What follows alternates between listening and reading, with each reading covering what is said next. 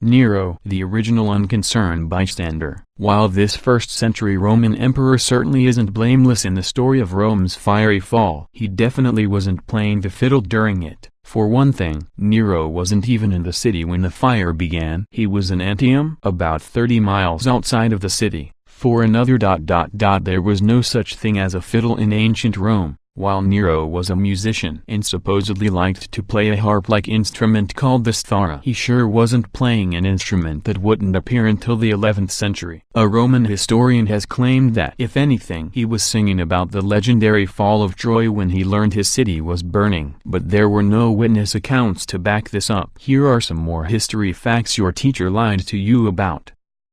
Recent studies have discovered that rats may not actually be to blame for this devastating plague that wiped out a third of 14th century Europe. So it's time to rat out the real culprit. Scientists at the University of Oslo conducted an experiment that assessed the potential transmission routes for the deadly pandemic. They discovered that the parasites that carried the disease were much more likely to have come from humans than rats. The model showing the disease spread by human fleas and lice matched the death rates of the actual Black Death much more closely than the model involving parasite-carrying rats. Sorry for pinning the blame on you for all these years, little guys.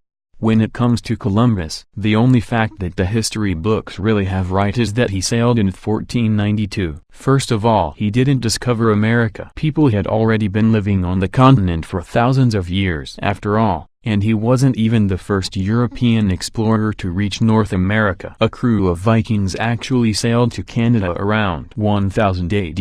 Even the oft-repeated names of his 3 ships aren't historically accurate. In the 15th century, most sailing ships were named after saints. So while the Santa Maria is probably the real name, the Nina and the Pinta were probably just casual sailor nicknames for more piously named vessels. According to History.com, the Nina's real name was most likely the Santa Clara, while the Pinta's real name is unknown. Here are some more history and science facts you've always believed that are totally untrue.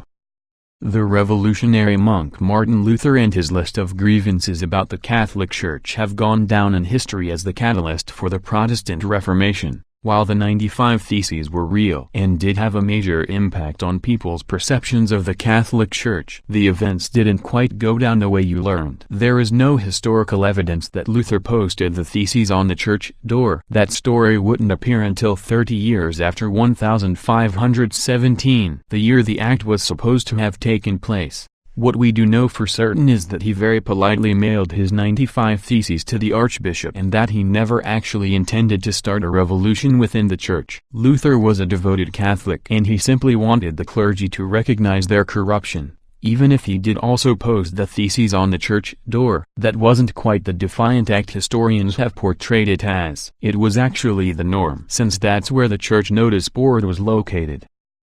The story that the famous mathematician had an epiphany about gravity after being bonked on the head by a piece of fruit is most likely an embellishment of what really happened. The first time the apple story appeared was in a biography of Newton written by his friend William Stukeley in 1792. The account says, the notion of gravitation came into his mind, occasioned by the fall of an apple. As he sat in a contemplative mood, historians believe that he may well have seen an apple fall and begun pondering why it did so. But nowhere in any records of Newton's life does it say it hit him on the head. Learn some historical events you won't believe happened at the same time as one another.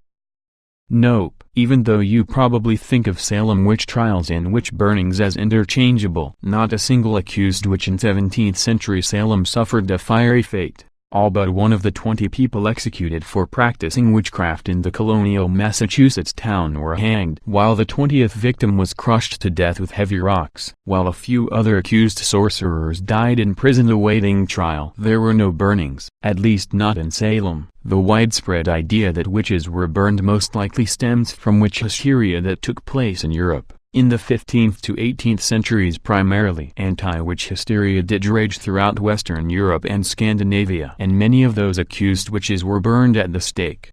Ben Franklin's famed experiment involving a key tied to a kite wasn't quite the revolutionary scientific venture you might think it was. He certainly didn't discover electricity. Scientists already were well aware of its existence in 1752, the year of Franklin's experiment. What Franklin sought to discover was whether lighting was a form of electricity, and he was the first to propose the hypothesis. But, complicating matters, it may not even have been Franklin himself who sent the famous kite into the air. In 1752, Franklin wrote in the Pennsylvania Gazette about the success of the experiment and described how it worked. But he never actually said that he performed it himself. It wasn't until 15 years later that scientist Joseph Priestley wrote an account attributing the experiment to Franklin. The doomed French queen never actually made this condescending remark about her impoverished subjects. There are accounts of spoiled royals suggesting that poor people eat delicacies they can't afford dating back long before Antoinette's rule. In one such tale, a German noblewoman suggests that her subjects eat a sweet bread called croissant. In the 16th century, Antoinette was born in the 18th. The let them eat cake quote itself, quilles mangent de la brioche in French, first appeared in a 1767 autobiographical account by the philosopher Jean-Jacques Rousseau. He attributes the quote simply to a great princess. Considering that Marie Antoinette was a young girl at the time, it almost definitely wasn't her.